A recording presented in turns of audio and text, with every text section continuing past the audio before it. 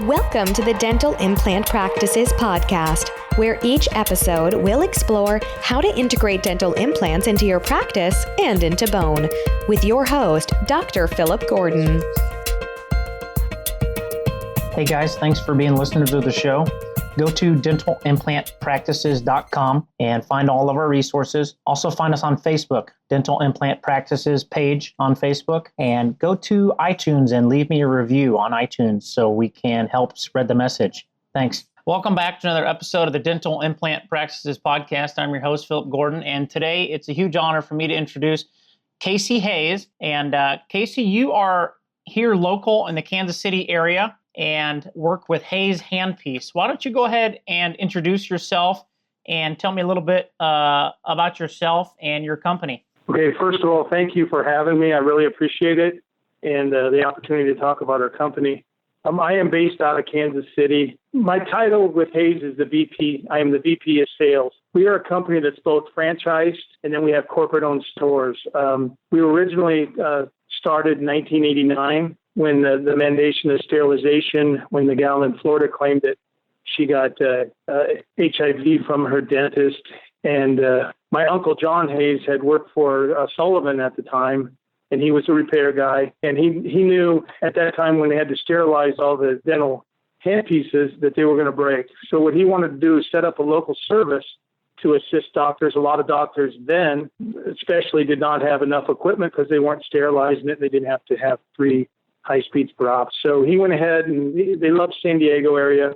We all have ties to Iowa basically, but he liked the San Diego area. So he started the first Hayes Handpiece in San Diego in 1989. And basically he just went around and knocked on doors and said, hey, I know you need to sterilize your handpieces, and I have a local company here that we can fix it and we can offer quick turnaround time. At that time, they were trying for overnight service. We take it back at night, fix it, because we had no idea how big it was going to get. And so that's what he did. And it really took off, and he was very successful. He was a good salesperson, and there was a big need. The doctors didn't have to send their handpieces off. We picked it up. We made it easy for them and what have you. My cousin, Joe Hayes, who's now the CEO of our company, he was studying business at Arizona State University, and he had studied in franchising.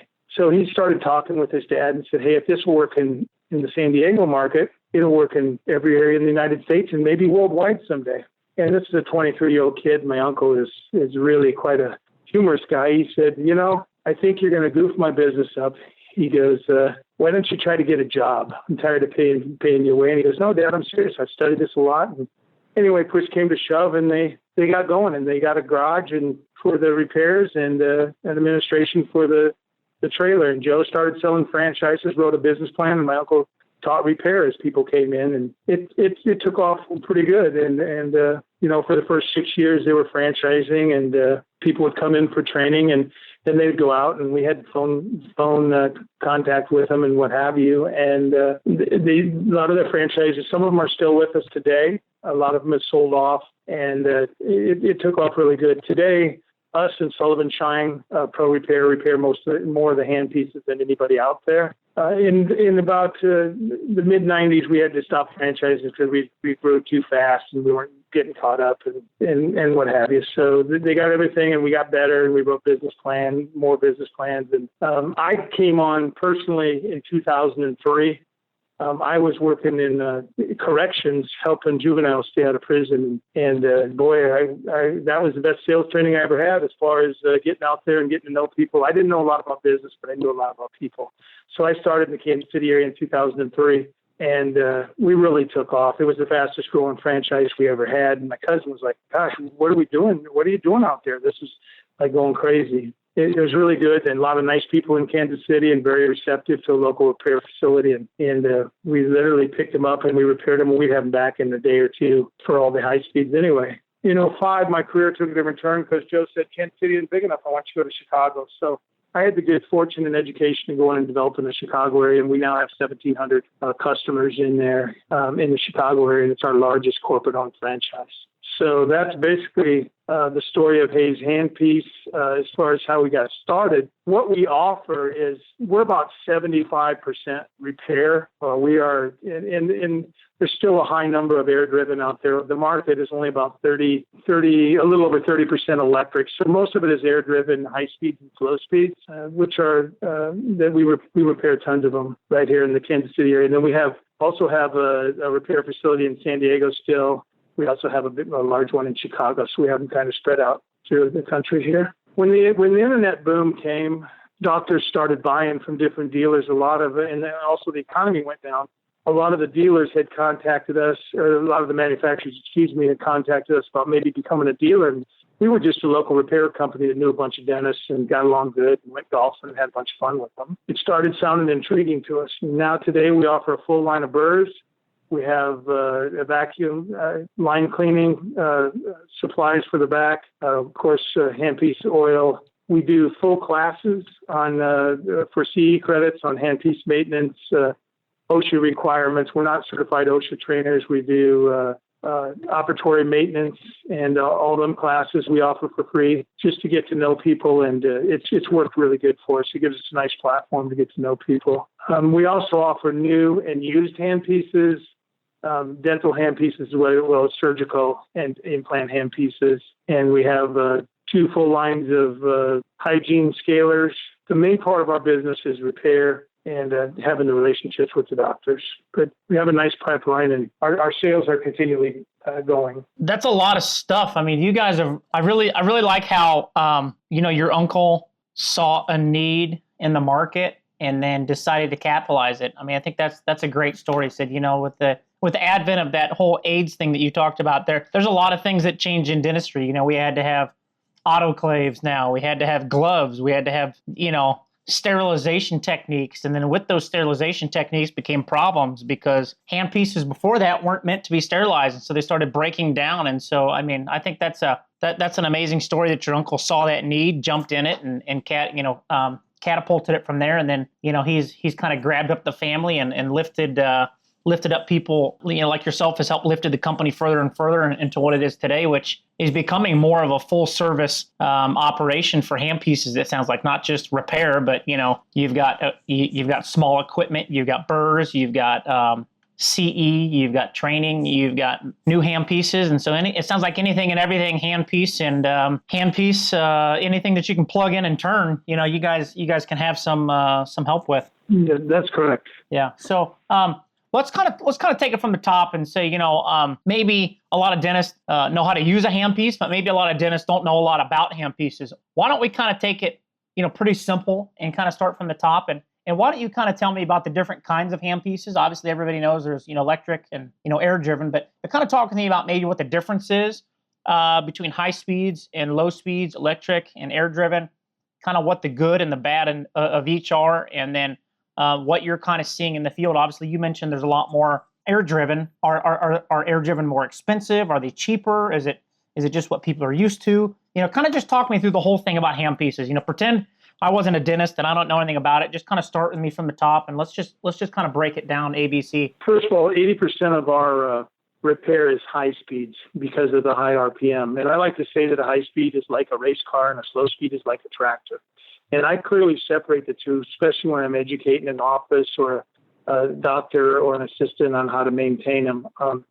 High-speed handpieces, there are a few exceptions out there that claim lube-free, and we can kind of touch on that a little bit. But as far as high-speed air-driven handpieces, all major manufacturers recommend that you oil a handpiece and then run it for 15-plus seconds to flush out the debris. This is because of the blood and amalgam that flies around the mouth. And as soon as the doctor lets off the rheostat, that stuff gets aspirated into the head of the handpiece. So you come along and you give it a quick spray. We recommend aerosol for high speeds because it has an accelerant that gets up through the drive air tube better. Dropper bottles do work, but you have to be sure you get it in the drive air tube so it can get sucked up in there when you run it.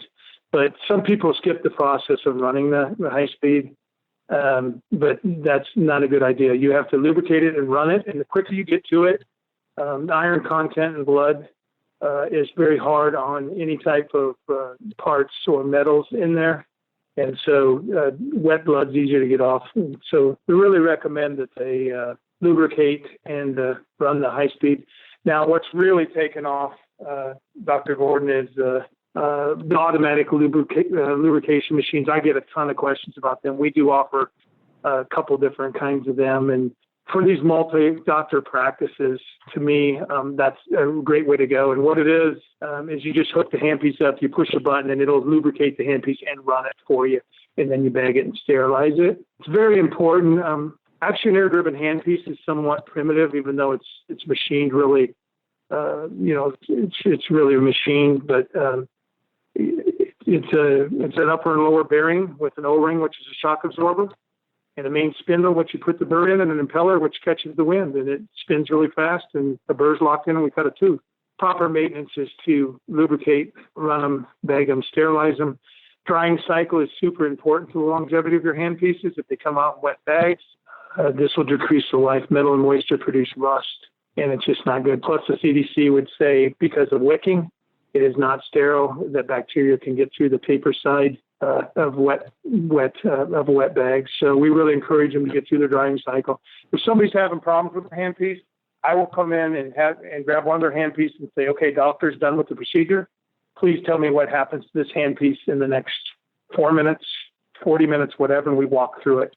And I look for areas that we can get better. We don't tell them that they're doing a bunch of stuff wrong. We try to make corrective, especially if the repairs aren't lasting long enough. Because, we get blamed by some offices that don't maintain them for poor repairs. And so we get in there and it really works great for the office. And we're big on education. Like my cousin Joe, our CEO, is really big on educating the offices.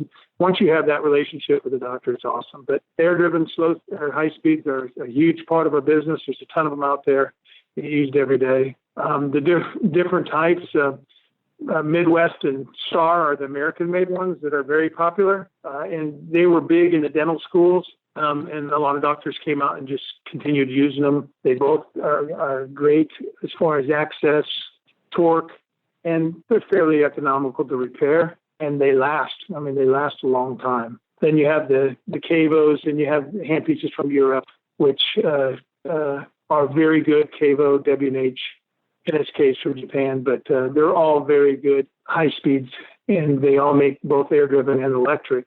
As far as the growth of electric handpieces in the American market, we're a little over 30%, like I said.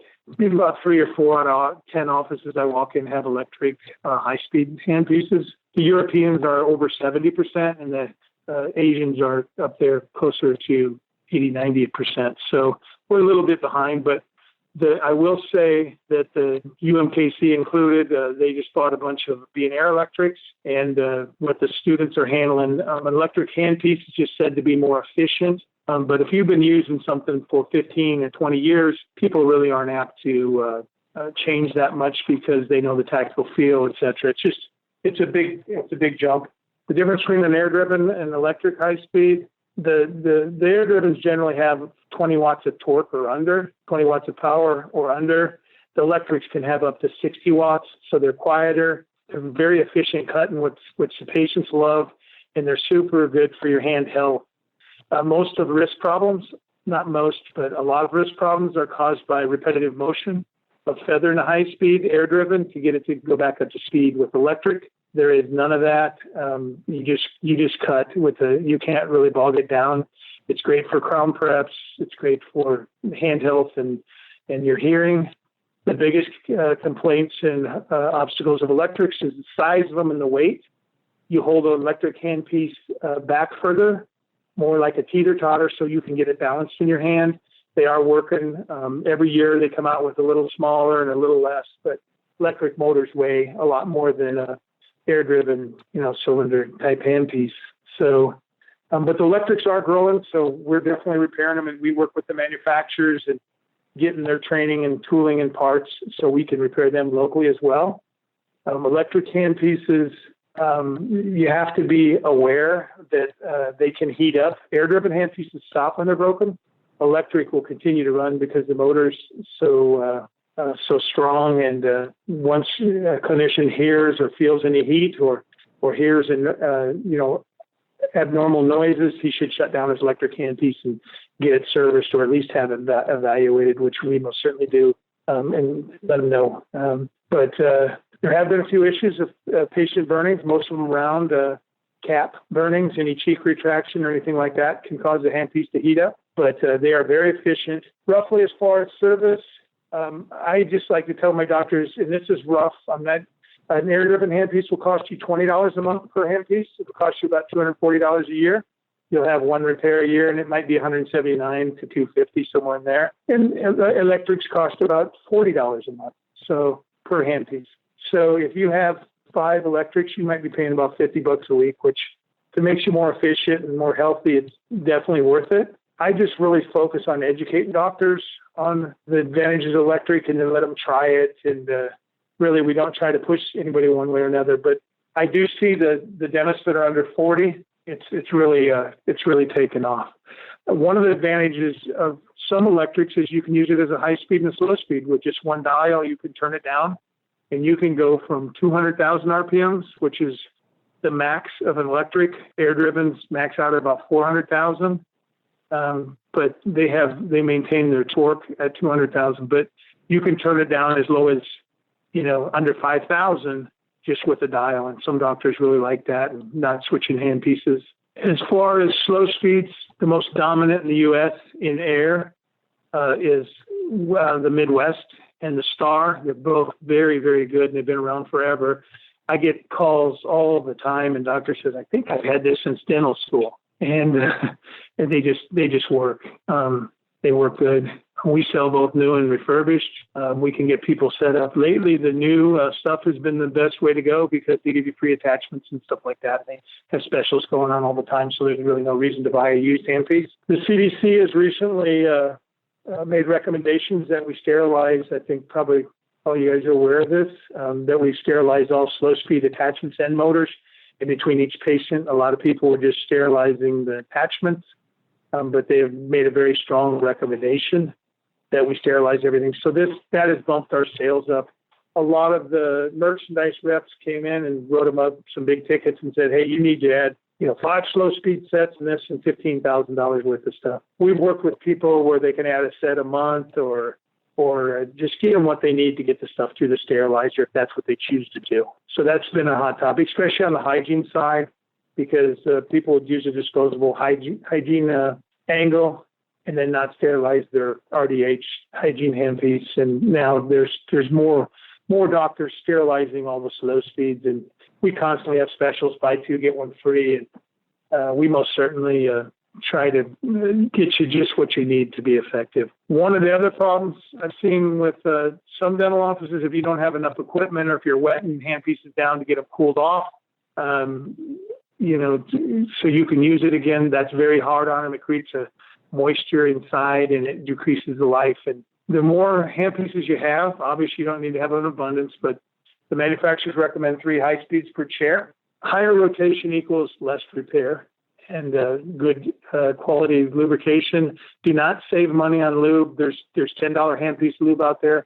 A good bottle of handpiece lube starts at about $35 and can run all the way up to $80 for the real high-end stuff. And there's a reason for that, because it has to be cleared by the FDA, plus the synthetics in it that can hold up through sterilization. That's a question I get a lot sometimes. Do I need to lubricate before and after sterilization? If you're using a high-quality lube, just lube before sterilization, and then you should be good to go. But a good quality lube, the low-quality lubes have high degree of alcohol in it, and literally I can spray it on my fingers and smell it. It evaporates really quick, and so it's not really good. And if you're paying our general high-speed repair, an overhaul is, $120, and the turbine is around $200. So a bottle of lube is definitely less than one handpiece repair. So we sell a ton of it, and we took a lot of pride when we brought it to market that we had a really good high-quality lube, because it helps cut down on warranties, and plus it saves the doctors money in their handpiece repair.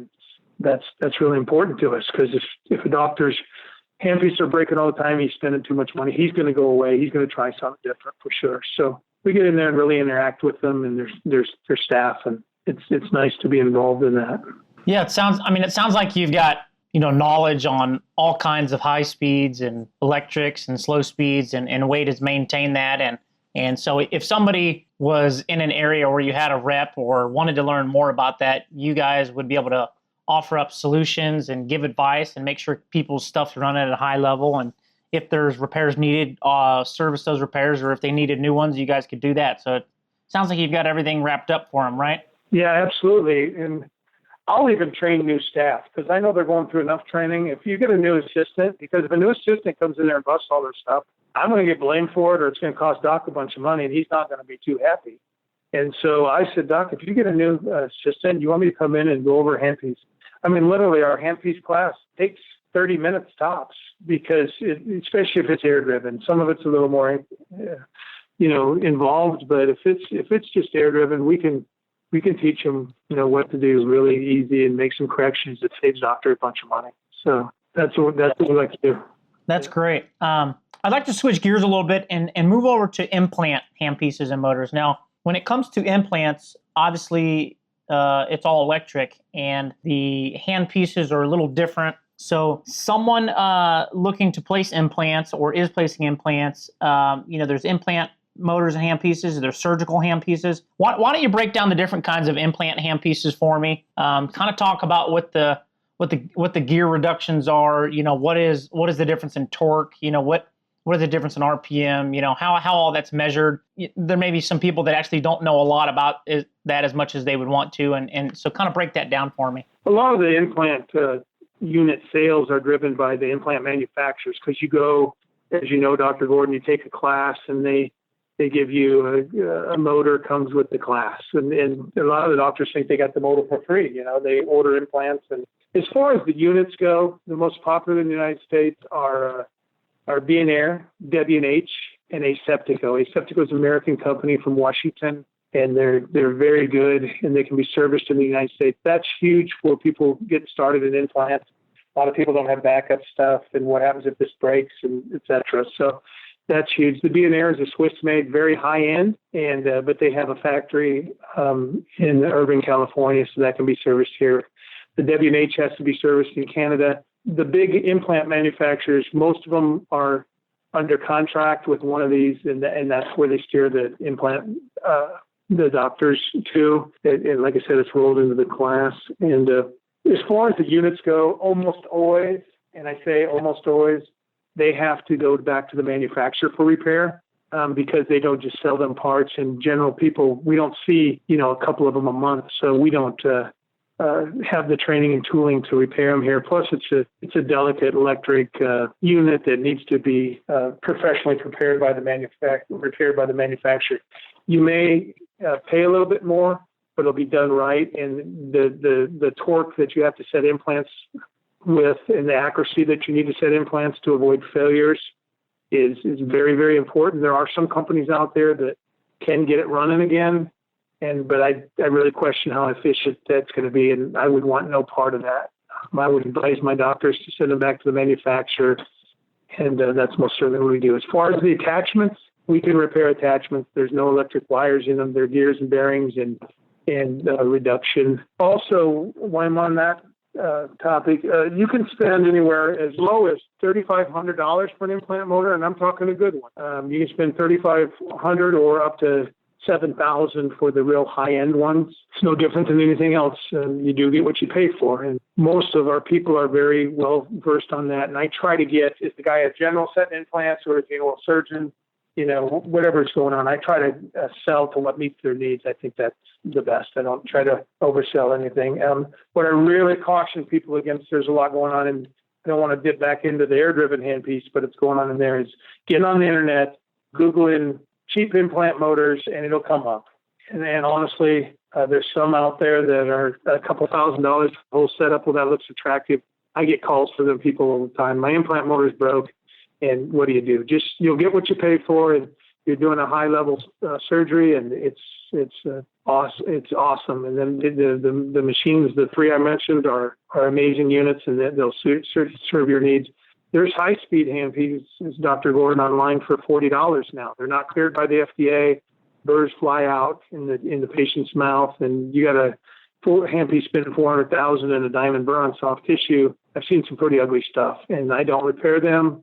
I get called for doctors. Some of them have plastic in them, and it's a pretty risky thing. And I don't get involved in any of that stuff. But as far as the attachments, the most popular now in modern day implant is 20-to-1 reduction, and that reduces the speed of the motor and increases the torque to set your implant. We also see the other common ones are 32-to-1 and 16-to-1. Back in the day, they used to have 265-to-1 to just get the torque and all these ridiculous reductions. Those are they're almost extinct. I don't see them out there anymore. But the 20-to-1 is the very most popular, and that's what you'll be taught on most likely.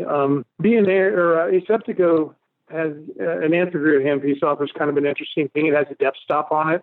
If anybody was ever worried about drilling through dense bone and really putting some pressure on it, you can measure with your X-ray and set a depth stop. So it basically, if you hit softer bone structure, it would stop so you didn't drill too deep. And some of the newer, less experienced implant people are really excited about that. Some of the old warriors I show them this depth stop, and they're like, "Just get in my way. I don't need that." So there's always different levels of experience, but there's some awesome stuff out there. But spend some money, talk to some people who know what's going on, and somebody that you trust that's going to advise you right. We also do have some used implant handpieces that come through every once in a while, and those get bought up pretty quick. When you're doing implants, I see this mistake a lot. Is people don't have a backup. What happens if this handpiece breaks during surgery? And I've driven an hour to help a doctor out to try to get something, but obviously we're not in areas where we can always do that. Or I've got an implant on Thursday, or I had a patient Monday that had to cancel his first patient because he didn't have a backup. Anything that can shut down your procedure or your office, you should have at least one backup. And that might be a good place to buy a refurbished one, and just to have it as a backup. If you're a general dentist not setting a bunch of implants, I still feel it's safe to have a backup because it's pretty scary. Or if it has to go into repair, you may not have somebody that has something you can use in the meantime. So it's a good idea to have a backup. And if you buy equals, then you can just rotate them and you won't have a repair because you'll be using them half as much time. You won't have a repair for them. The implant handpieces, if maintained properly, because they're low RPM, they will last a long time. Usually, however, when we take an implant handpiece apart, it is pretty dirty in there with caked on, blood and stuff. And so it's very important, as soon as the procedure's over, just point it straight down at the trash can, have the proper adapter, and spray it thoroughly so that blood doesn't dry in there, flush it out, and man, you can use them for a long time. And they're not inexpensive handpiece. The good implant handpiece can run you $1,600 to $2,200. So we want to avoid the repairs, and we help people all the time with that. As far as hold on just a second here. Would you walk me through a procedure for proper cleaning and sterilization of the implant handpiece? So let's just say, I finished up with my procedure, and most likely this is being done by an assistant. They're cleaning the room, they're wiping everything down, they pop off the handpiece. What do you recommend? Just walk through that person's duty and how that goes. Very simple. They like to, a lot of people like to use disinfectants to wipe down the handpiece. No handpiece manufacturer recommends disinfectants on their handpieces. It's made for larger like chairs to wipe it down and adhere to the surface and disinfect it. So we all know that handpieces should be treated as they're dirty until we know we killed the bugs in the sterilizer. So basically, I would just wipe it down. You can use alcohol on a 2x2. It's very inexpensive, very readily available. We have a handpiece wipe that's neutral pH, that's not corrosive to your sterilizer or the handpiece itself. So we have them handpiece wipes. It just looks like a cabinet wipe bottle, but it's a handpiece wipe. So I've wiped the handpiece down, get all the, it's a lot harder work if you allow it to dry.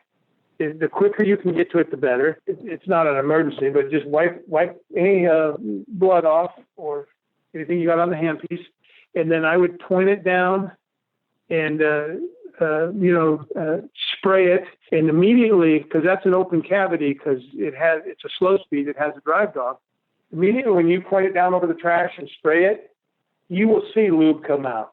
And until that lube is clean, you might need to spray it a couple times. People get used to high speeds where you just want to do a 1001. You don't want to drown the patient with lube or anything, but these are really important to get them flushed out. And then just take a paper towel and wipe it down so it's dry. And it's always good to spin the gears after you spray it. So put it back on the motor, and once your gravity's your friend, point the motor straight down, and then just spin the gears. And that'll help expel the lube as well as, get it evenly dispersed out there. If you see any black stuff or any type of blood coming back out, respray it, and that's good. So that's basically it. Most of the repairs are caused by, they still last a long time, even if they're not properly maintained.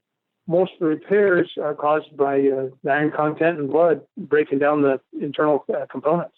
If we get one that's really bad, we'll take a picture and send it to the doctor just to try to get better, not to say that anybody's doing anything bad, but I don't want them spending any more money than they have to on the repairs. And so those handpieces are pretty simple to maintain, but it has to get done. You have to flush the blood out of them and then bag them and sterilize them and run them through the drying cycle. Yeah, and so if people are doing those things routinely, they're going to minimize, in your opinion, the most common problems. They're going to save themselves a lot of repairs and replacements over time. Is that correct? That's for sure. Yeah, using a quality oil, spraying, spinning, bagging, cleaning, and then drying every time. If that's done properly, then these should last a long, long time. And having one good one for a backup, and then everybody should be good to go. Yeah, it's nice to have a backup for your peace of mind too, because with that handpiece, I get calls all the time where people are saying, "Hey, my implant handpiece is going out. I don't know what I'm going to do." And so if you're going to be in implants and continue to grow, you're going to need it sooner rather than later. And maybe when you first start out, your handpiece probably shouldn't break for 18 months at least if you maintain it. I see people get 3-4 years routinely.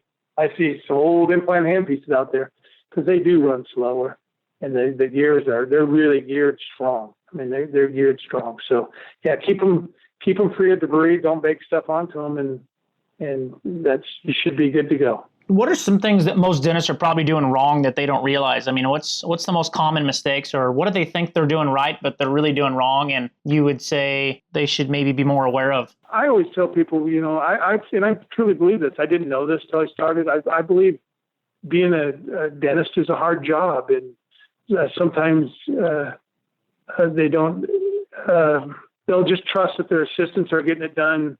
The maintenance part of it, and if you have one person assigned to it, and then you have somebody from the outside that knows what they're doing and you trust, then that's one less thing you can check off your worry list. And a lot of doctors worry about the price of repairs and stuff like that, and I get all that. And but if you just have the real successful officers have a nice assistant in the back or two that they really trust, and number one, they care about the handpieces and they get it done. And anytime you have turnover, you need to be sure that person is educated properly, that comes in and takes the reins, or it's going to cost you some money.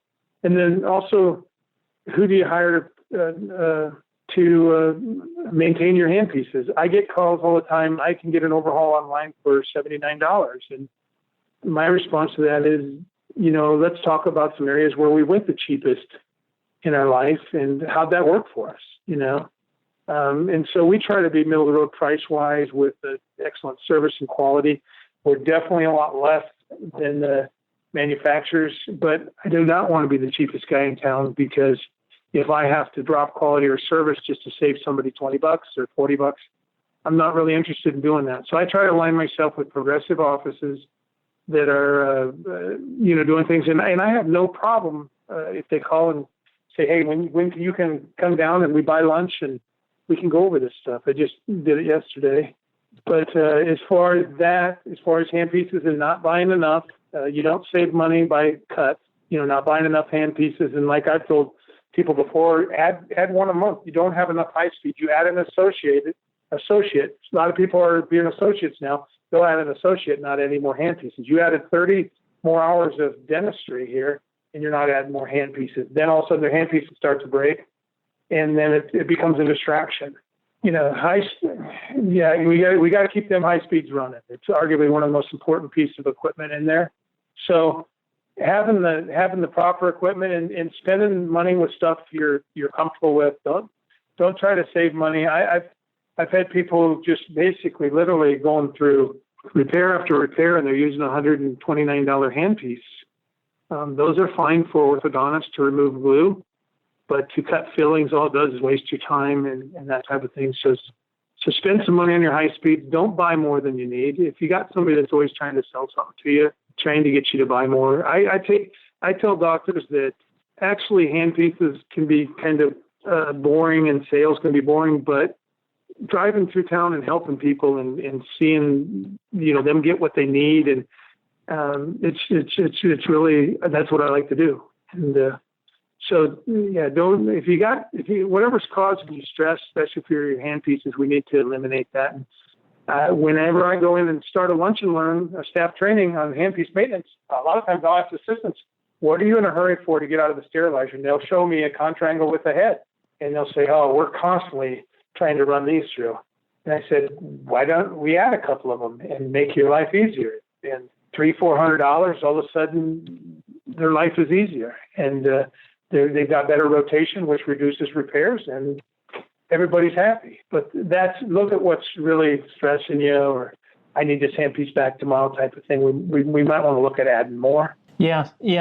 That's all. I mean, those are all great little things that can all add up to big differences in the flow of the practice. And the last thing you want to do is have patients in the chair and not have a handpiece, whether it's high speed or, your surgical one. I know you talk about that. That happened to me not too long ago. So I gave you a call. I had one implant handpiece at one office and I have one at the other office. So I have two technically, but I didn't have two at each office. So, I really need four if I'm going to have two offices. And so, you don't want to run out of handpieces. You don't want to run out of chairs, and you don't want to run out of filling material. I mean, there's certain things you don't want to run out of, and you have to look at your bottleneck and figure out, okay, where's my equipment or staff or office flow bottleneck, and try to reduce as many of those as possible so that everybody's running on full cylinders. And that's really how you maximize your profits and maximize your time and minimize your headaches. Yeah.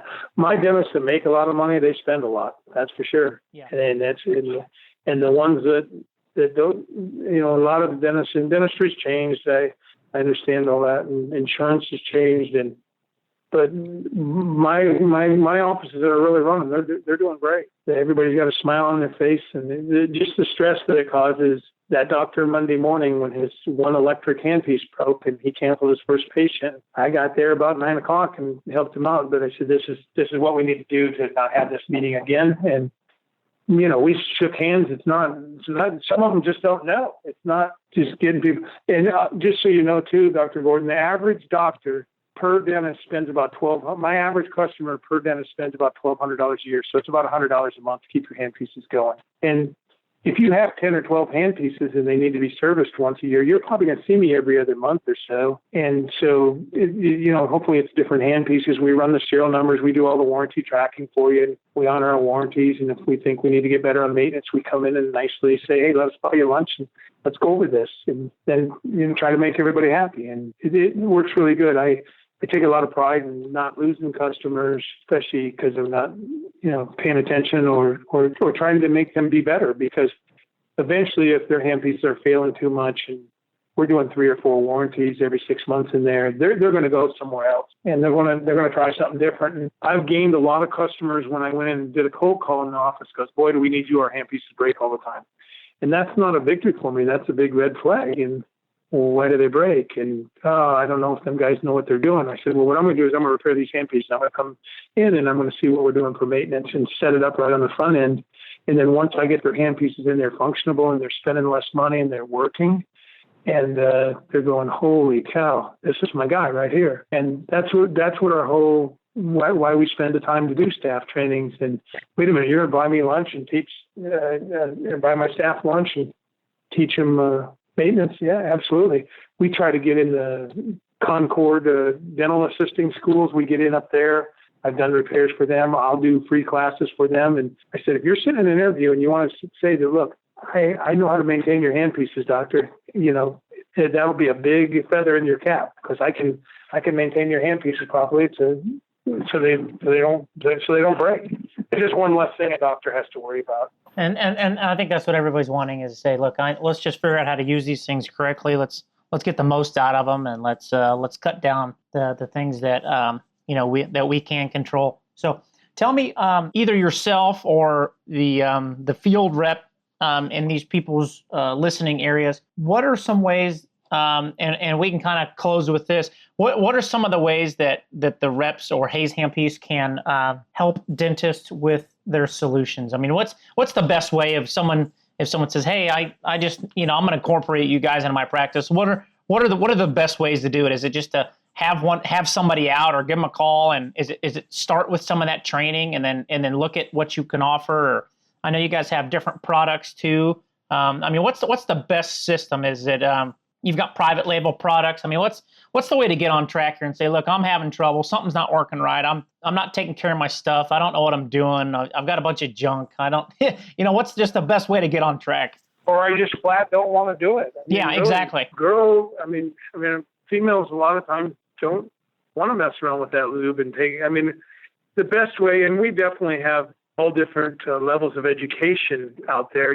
Some people have been with us for 5 months, and some people have been with us for 15 years. So I think the best thing to do is for the doctor or designate their top assistant, I would just call your Hayes rep out and have a few concerns that you have going on, and hopefully you're comfortable with their response. I would love it if a doctor called out and said, hey, Casey, I got some concerns about my handpiece. I want you to come in. And I'll never recommend anything without telling them why. And but I'm speaking for myself and my level of product knowledge and experience. But I think they should just sit down, not have a whole staff training, and then decide, how helpful that you feel. Either the lead assistant or the doctor themselves take 15 minutes, and any Hayes representative or franchisees should be tickled to come in there. And some of them might even already be using. I would venture to guess there's people on this that know about Hayes.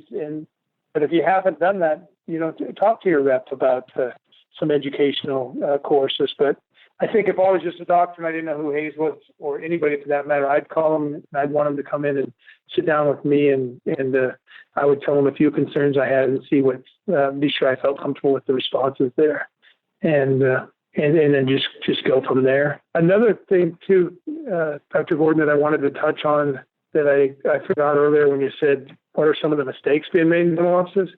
One of the newest, hottest topics right now, we've had a couple bad incidents with Atlanta, with the pediatric in Anaheim. I'm sure most of you are aware of that. Is that one of the hottest topics out there is water, and how dangerous water is if it's not treated properly. Many of us are using tablets, and tablets were before their time with the ICX tablets and the chairs. Tablets are wonderful if they're used properly, but you have to shock, and there's certain things you have to do. Most people eventually graduate to where you just throw the tablet in and it's good enough. It's usually not, and the colonies can form and that type of thing. So one of our biggest sellers right now and hottest topics, and the most questions I'm getting asked by doctors is, what do I need to do with my water? I don't want it to, make anybody sick. Or they have two new wonderful products. They're not that new. They're just a stick. If you have the bottle system, or if you're on municipal water, they can go in your J-box and install a cylinder, and one of them is called Denapure. It goes. It's on every NASA flight to treat their water in outer space, and the other one is Stericyl. It's just it looks like a thick straw that goes on your water bottle, and then we shock your system. Then we put the straw in, and you don't have to do anything for it's called Denapure 365 for the whole year. There's no maintenance.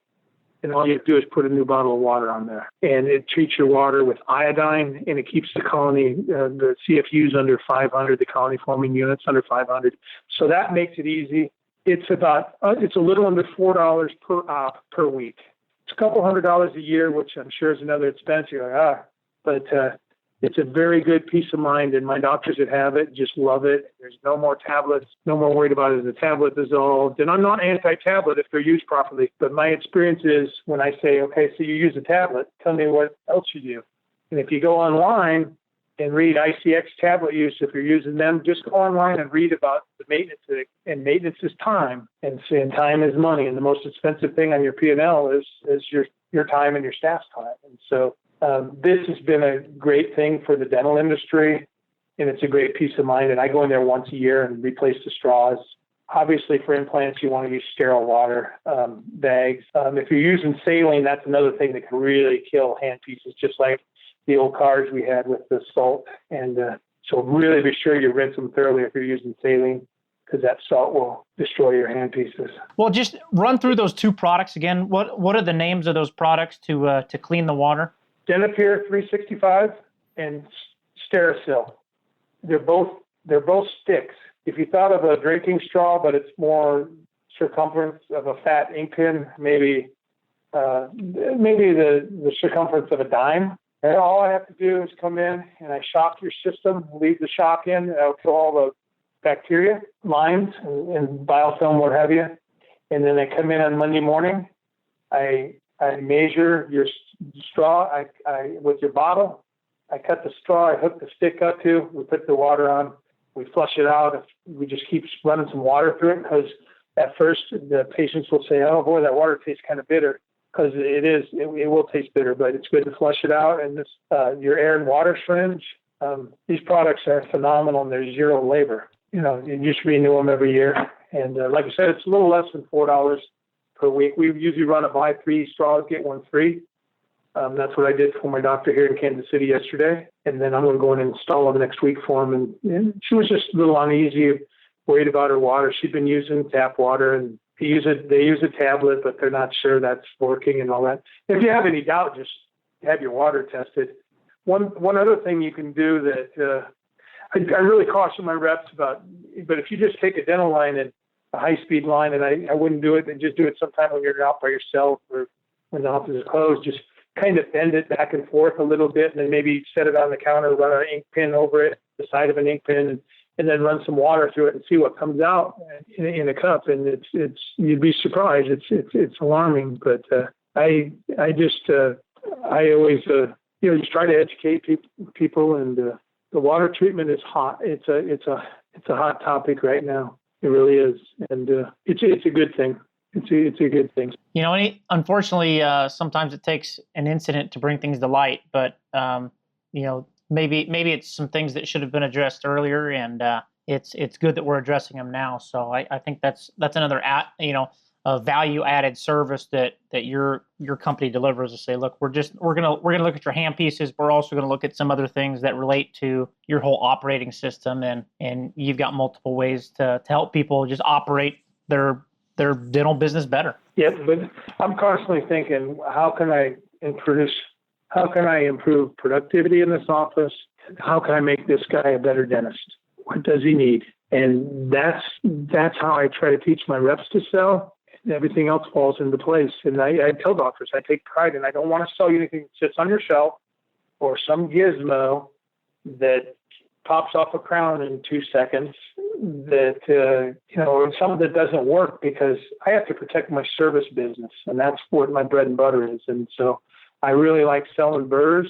We have a great line of burrs that work, and it's a natural fit with the handpiece. And so that works good. And I like selling stuff that doesn't get me in trouble. Yeah, that's exactly right. Just sometimes keeping it simple is the best way, and, find some good stuff, buy good equipment, and then just take care of it. And, it doesn't always have to be fancy. Just get something that's good, that works, and then just take good care of it. You don't have to have brand new handpieces. They just have to work good. So yeah, and once you put a turbine in the, new handpieces break. I've had this instance where a doctor buys new handpieces.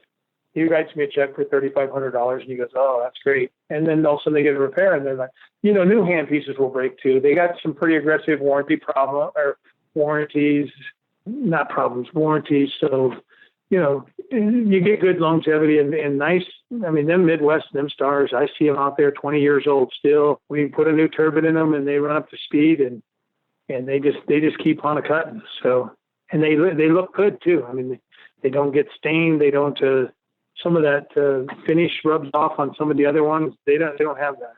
But you do get what you pay for, and we're no different than there is high, medium, and low in every area we have to shop. And if you're constantly shopping in the low end, I caution you that headaches are going to be coming. And we're a lot like the automobile industry. It's because of manufacturing mentality. So you have the Europeans and the BMWs, and then you got the Cavos that we're the best. It's a $1,300 handpiece, pay it. And they're great handpieces. And then we got the Midwest and the Star. They're like Chevy and Ford. They just survive through all incomes, and through all the economy. And now we got the Hondas and the Kia and coming in and saying, hey, I got some nice $500 handpieces that are made in Taiwan in a squeaky clean factory. And not to pick on China, but some of that stuff that comes from China is manufactured poorly and not FDA cleared, and it's not safe to use in this environment that you guys work in. I will never feel good about that or advise that way, because it all becomes not worth it. Like when we had the incident, that's when it's not worth it. Yeah, we've got a narrow margin for error when you're working in healthcare and in someone's mouth. So it's usually best to respect those parameters. So huge responsibility. Yep, that's exactly right. People put a lot of trust in us, and we put a lot of trust in our repair guys, and so it's just keeping that level of professional responsibility at its highest. And if everybody does their job, normally the outcome's good. So yeah, I do tell people, everybody will listen. Believe me, it's a hard job. It's a hard job, and your health is important too. Don't use stuff that's breaking your hands or wrists. And at one point in our life, we're all 30 years old and indestructible. But as you get older, use stuff that cuts good and use good sharp burrs, and your patients will be happy and should be good. Well, Casey, I appreciate your time today. I'll let you get back at work. I know we're both closing up the end of the week here. So if somebody wants to get a hold of you or get a hold of your company, what's the best way for someone to get a hold of Hayes Handpiece and or get a hold of somebody? HayesHandpiece.com. And then you can click on locations, and that'll get you to your local rep. When we're franchised, I can't always sell things to different people, but I can sure get you to the right area. My direct phone number, my direct cell is 773-896-6436. I'm glad to field any calls or questions, or if you have your staff or how do I do this. And then we got a website, and our headquarters in San Diego is 800-228-0521, and you'd say, hey, I'm a dentist in Cincinnati. Could you please give me the number to your local franchise? And then hopefully you get great service and care. And my phone is always open. I take calls from all over the United States every day and fix whatever needs to be fixed. And at the end of the day, hope it's good enough. So you're one of the main go-to guys. So I really appreciate your time with us today, and I'll have to get you in the office soon so we can talk about all this and get my plan up to snuff, since I got to stay at the top of the game. Yeah, another thing I took a lot of pride in is I keep a territory. I walk the streets every day because, when I was building these territories, they're like, man, you need to teach more, you need to do this. Eventually, they're going to put me in a job I'm no good at. What I'm good at is street level, fixing problems in dental offices and with handpieces. So I keep a territory so I can stay up, because dentistry is changing all the time. Is it air or electric? What's better? Do I need fiber optics or headlamp? What do I need? That type of thing. And so I keep this territory right here in Kansas City. So I'm walking the streets every day so I can accurately advise my franchisees, as well as we have 25 corporate reps also. So I believe that if I went in an office and then say, well, back in 2005 when I did this, that's not good enough. So I take a lot of pride in still walking the streets, and that's what plus from a self-centered standpoint, that's what I love to do, is go in there, and then when you walk in, the doctor gives you a thumbs up because you got 2 new handpieces that are just helping him out. That's awesome. So yeah, I love it. I was impressed when when I called your company and had someone come out that you're the one that showed up at the door, and so I always respect that when you keep your keep it on the street level, and it keeps you engaged in the customer and what they really need and want. And I think you're a better business person for that. So keeping an eye on the customer's wants and desires. So that's always a better way to do it. I appreciate it. Thank you, Dr. Gordon. Well, you have a great afternoon. We'll catch up soon, and thank you for your time and efforts today. Okay, thanks.